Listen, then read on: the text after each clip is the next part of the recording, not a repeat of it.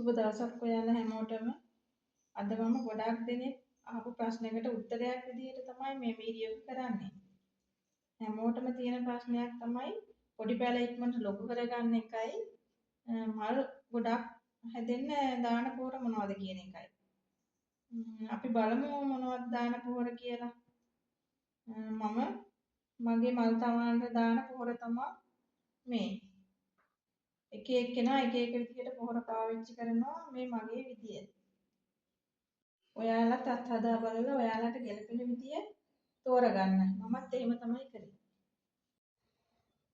මම මේ පොඩි පැල වර්ධනය කරගන්න මේ ග්‍රෝමෝ එකේ නයිට්‍රජන් වැඩි 30 10 10 මේ පොහොර එක පාවිච්චි කරනවා. වතුර ලීටරයකට තේ හැඳි භාගයක් දිය කරලා හොඳට පත්‍ර වලට ස්ප්‍රේ කරන්න. උදේ 10ට විතර. තවත් මම දාන දියර පොහොර එකක් තමයි මේ ක්‍රොප් මාස්ටර් කියන එක. මේක සතියේට එක දවසක් තේ හැඳි භාගයක් වතුර ලීටරයකට දිය කරලා හොඳට ස්ප්‍රේ කරන්න. මල් වැඩිපුර ලබා ගන්න මම පාවිච්චි කරන දියර පොහොර එකක් තමයි මේක. ෆ්ලෝරි ප්ලස්. මේකෙන් තේ හැඳි භාගයක් දිය කරලා වතුර ලීටරයකට ස්ප්‍රේ කරන්න. පොහොර වලට මම දාන්නේ පොඩි පැලවලට ඔස්මොකොට් N. මේ තියෙන්නේ ඔස්මොකොට් N. පොඩි පැල ලොකු කරගන්න දාන පොහොර එක. මේක මාස 3කට සැරයක් දාන්න. තේ හැඳි භාගයක් විතර එක ගහකට. මේ තියෙන්නේ මල් ආසන්න පැලවලටයි මල් තියෙන ඒවටයි දාන පොහොර එක ඔස්මොකොට් K. මේක දාන්න මාස 3කට සැරයක් ලොකු ගස් වලට මල් ආසන්න ඒවටයි මල් තියෙන ඒවටයි තේ හැඳි භාගයක් විතර එක ගහකට දාන්න.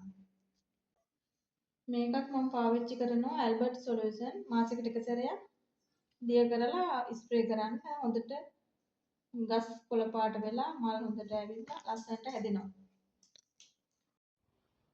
අපි දැන් බලමු මම පාවිච්චි කරන දිලියර නාශක මොනවද කියලා.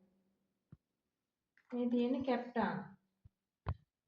කැප්ටාන් දිලියර නාශකයේ සතියේට එක දවසක් යෝගට් හැඳි දෙකක් දිය කරලා වතුර ලීටරයකට ස්ප්‍රේ කරන්න.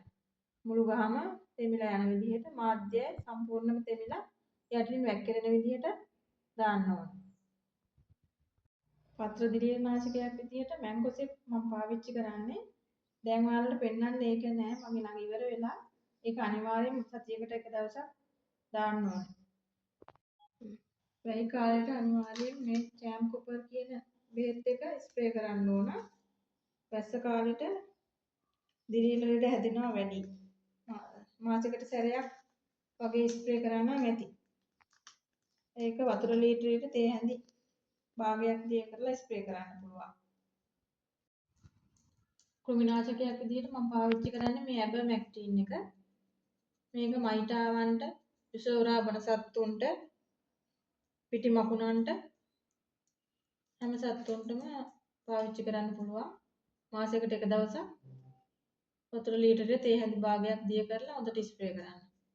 කොළේ යටිපැත්තට හොඳට වදින විදිහට ස්ප්‍රේ කරන්න.